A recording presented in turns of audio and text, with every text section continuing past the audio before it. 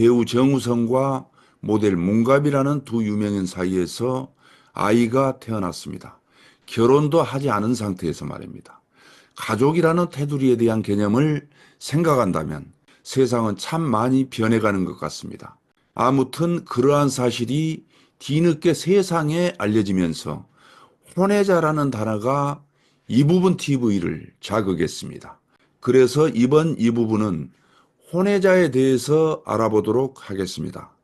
결혼을 하지 않은 상태에서 정우성과 문가비는 어떤 사연이 있어서 둘은 만나서 이렇게 아이까지 낳게 되었는지, 아들을 낳았죠.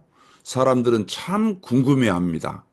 51살의 정우성은 4, 50년 전 같으면 늙은 사람으로 취급을 받았을 나이인데 지금은 100살을 사네, 120살을 사네 하는 세상에서 요즘 50대는 좀 과장을 하자면 젊은 청년 같은 취급을 해도 괜찮은 나이인 것으로 생각하는 것은 큰 무리가 없을 듯 싶습니다.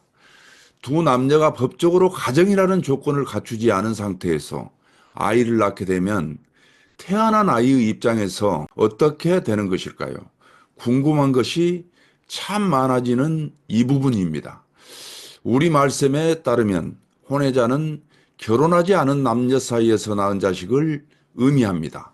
일상 용어인 동시에 법률 용어로서 민법상 혼인 외 출생자를 뜻합니다.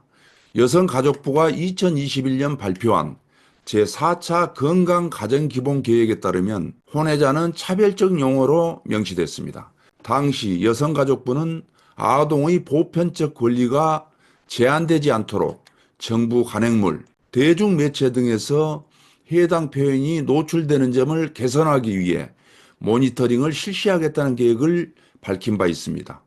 국가인권위원회도 가족에 대한 고정관념 및 편견을 드러내는 혐오 표현 사용을 지양해야 한다고 지속적으로 강조해 왔습니다. 다만 혼외자를 직접 지목하지는 않았습니다. 인권위는 2021년 정부 홍보물 혐오 표현 실태 모니터링 결과를 발표하며 한부모 가족을 엄마와 자녀 관계로 한정하거나 3, 4인 가족 이미지를 정상 가족으로 표현해 1, 2인 가족이 배제되는 등 가족에 대한 편견을 드러낸 이미지가 지속적으로 활용되고 있다고 지적했습니다. 실제로 해외의 경우 혼외, 혼중자 구별을 없애는 추세입니다. 독일은 비혼 출산이 늘어 1997년 아동권리개혁법을 통해 혼인 내, 혼인 외 구분을 없앴고 프랑스도 2005년 민법을 개정해 차별을 해소했습니다.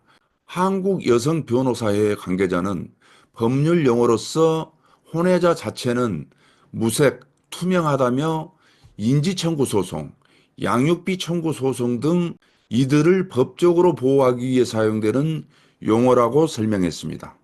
혼외자는 법적으로 혼인관계에 있지 않은 부모 사이에서 태어난 자녀를 의미합니다.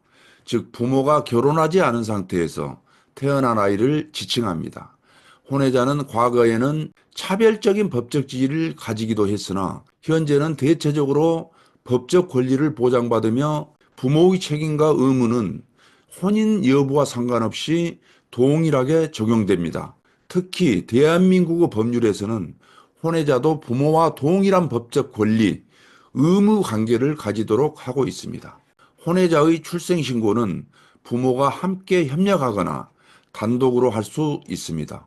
부모가 혼인관계에 있지 않을 경우 아버지가 인지신고를 통해 아이와의 친자관계를 먼저 인지해야 출생신고가 가능합니다.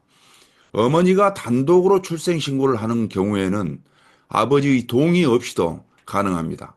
출생신고는 관할 주민센터나 온라인 정부 서비스에서 이루어지며 필요한 서류는 출생증명서와 신분증이 포함됩니다. 혼외자도 법적으로 부모와 자녀로 인정받는다면 정식 혼인관계에서 태어난 자녀와 동일한 상속 권리를 갖습니다. 민법에 따라 혼외자와 혼인 중 자녀는 부모의 재산을 균등하게 나눌 권리가 있습니다.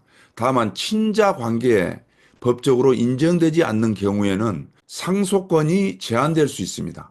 따라서 혼외자가 상속권을 행사하려면 친자 확인 소송 등 법적 절차를 통해 관계를 증명해야 할 수도 있습니다.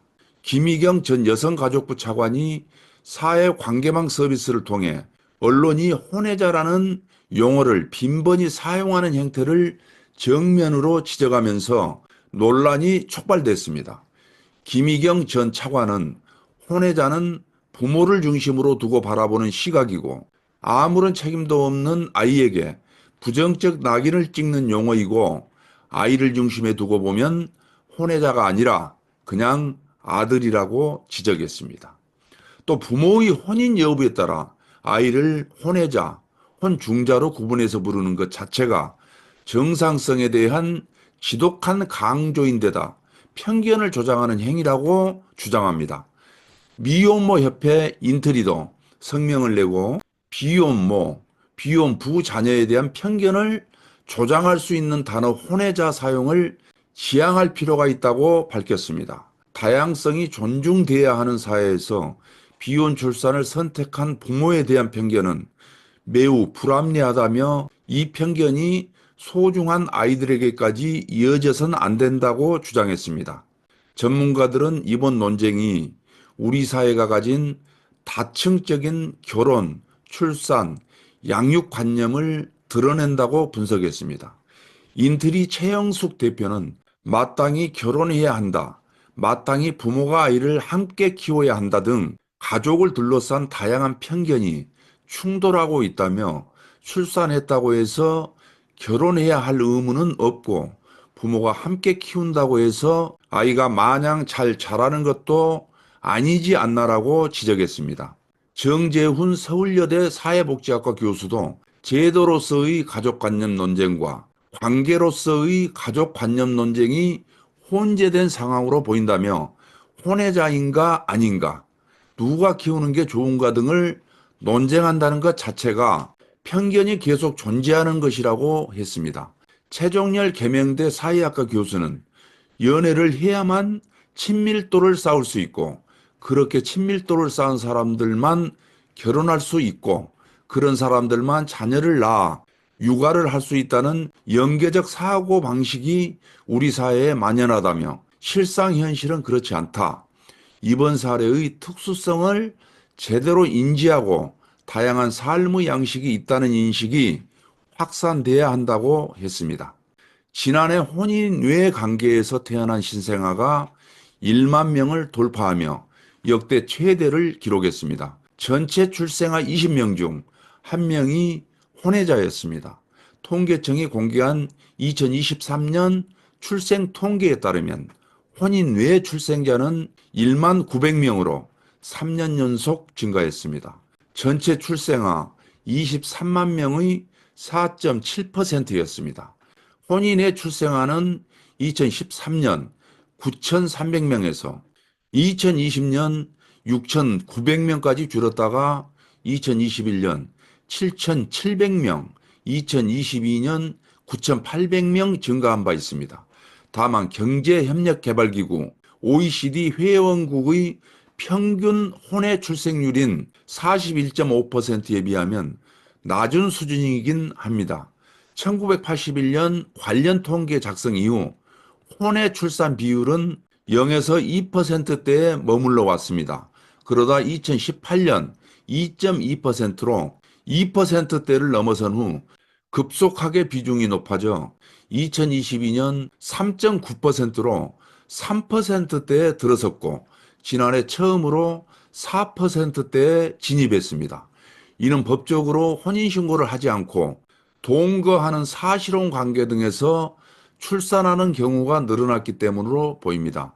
특히 혼외자 비율이 최근 급격하게 늘어나기 시작한 시점은 집값 상승기와 거의 일치합니다. 다수의 부부가 혼외 출산을 결심한 것이 내 집 마련과 무관치 않다는 의미로 해석되면서 씁쓸함을 느낍니다. 디딤돌 대출과 보금자리론 등 정책 주택담보대출 상품의 소득기준 등 대출 조건이 혼인 부부에게 불리하다 보니 혼인신고를 하지 않고 대출받는 사례가 대표적입니다.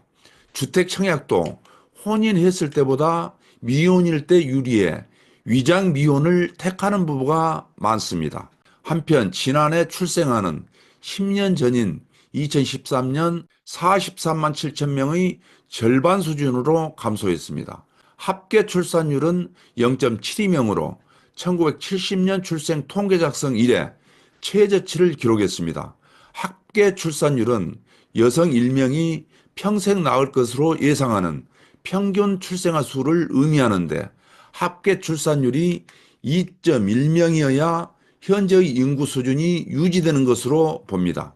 이번 배우 정우성과 모델 문가비가 쏘아올린 혼외자의 이 부분을 살펴보면서 드는 생각은 사람은 참 여러 종류의 인간 삶의 조건을 생산하는 것 같습니다. 이처럼 우리의 삶이 세상을 살다 보면 혼외자뿐 아니라 어렵고 힘든 그리고 말 못할 사연을 가슴에 담고 살아가는 우리의 이웃들이 많을 것입니다.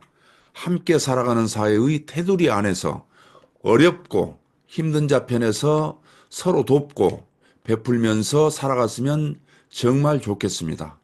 오늘은 크리스마스 성탄절입니다.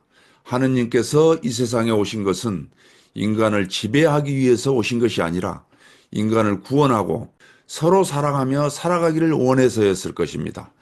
인간은 인간으로서의 가치가 있습니다. 한 인간의 가치는 하나의 우주입니다. 서로 섬기면서 존중해주고 우리 인간의 구성체 모두가 서로 돕고 하나가 돼서 아름답고 행복한 세상을 만들어갔으면 좋겠습니다. 독감이 걸린 상태에서 녹화를 하다 보니 목소리가 참 안 좋았습니다. 여러분들께서 많은 양해를 부탁드립니다. 감사합니다.